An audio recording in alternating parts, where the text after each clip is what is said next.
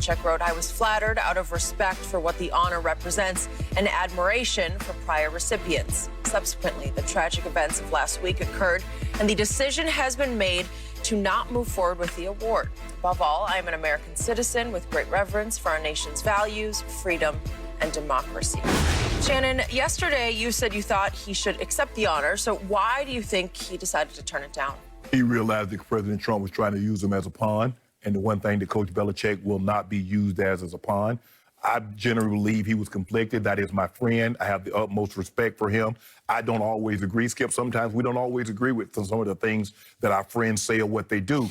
But 20 years, 30 years in the making, it's just hard to turn your back on the guy. Yep. But he also, and he said something very interesting, Skip. He says, I love this country. And what transpired on Wednesday at a lot of the incitement by this president, I don't agree with. He's my friend, but this is unacceptable. And he said one of the most rewarding things in my professional career took place in 2020. Went through great leadership within our team. Conversation about social justice, equality, human rights moved to the forefront and became action. Had he accepted this award, he said that would have been nothing. Skip, we see a lot of people when the George Floyd movement and the Black Lives Matter, everybody's talking about diversity, equality, yada, yada, yada. But we have seen a lot of that to be implemented. We have seen a lot of those changes to take place. Coach Belichick says, I'm not just going to talk about it, I'm going to be about it. I heard the McCourty brothers say, we had great conversation, open dialogue, and that was led by Coach Belichick.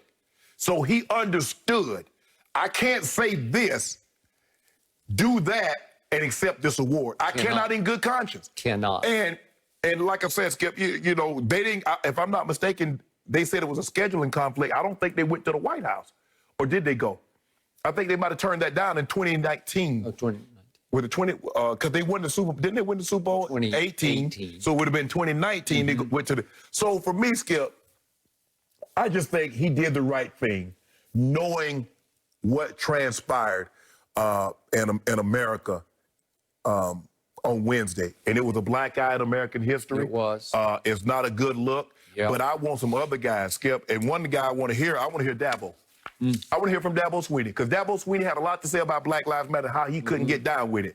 And he was one of the first ones, Skip, that said, you know, if this country is so bad, why don't you leave? All those people that took over the Capitol, that was at that rally, if this country is so bad and you don't like it, why don't you leave?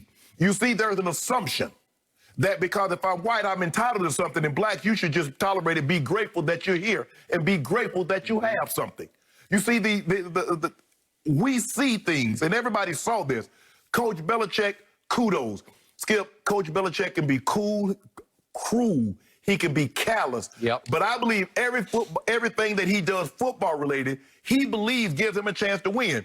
I hated it, and I called him to the carpet when he deactivated Taquan Underwood the night before the Super Bowl. After that man had done brought all his family down, expecting to see him play, he deactivated him for a defensive lineman that didn't set foot on the field. Yep. But I believe Coach Belichick believed that they were thin at the defensive line, and I needed just in case. So even though it was cruel, I believe he did it because he felt it would help him win the football game. Yep. Just like I believe this. You might think the cutoff, he doesn't smile, and he's the monotone, he doesn't give you anything. But Coach Belichick is a lot smarter than people give him credit for.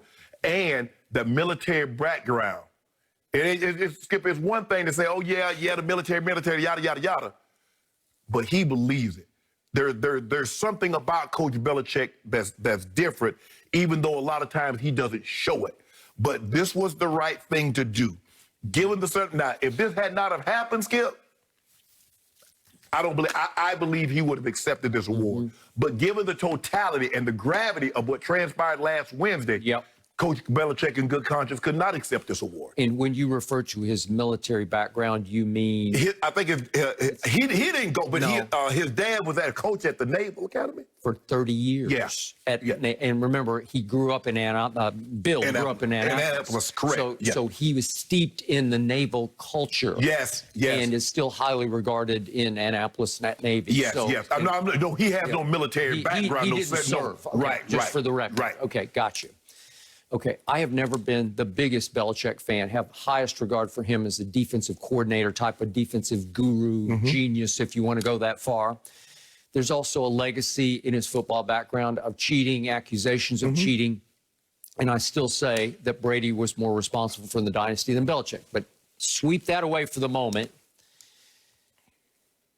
I said last night, good for Bill Belichick. Yes. He couldn't accept this on so many levels. And I believe he knew he couldn't. I also think he's a shrewd enough operator to know that deep, deep down, the mere fact that this was publicized, that he was slated to receive the award, in the minds of most people, he got it, right? He just didn't go to the White House for the photo op, being a PR pawn that he would have become for the current president. That he stopped short of that. I cannot do this. So I'm proud of him. Way to go, Bill Belichick. It was a pretty powerful statement from a very close friend of Donald Trump that at the last second he finally said, no, even I can't do this. Because to your point, what happened a week ago, or last Wednesday it was, it was a stain on the history of this country, because one of the most sacred structures in this country got invaded, with rioters making it all the way to the floor of the Senate chamber.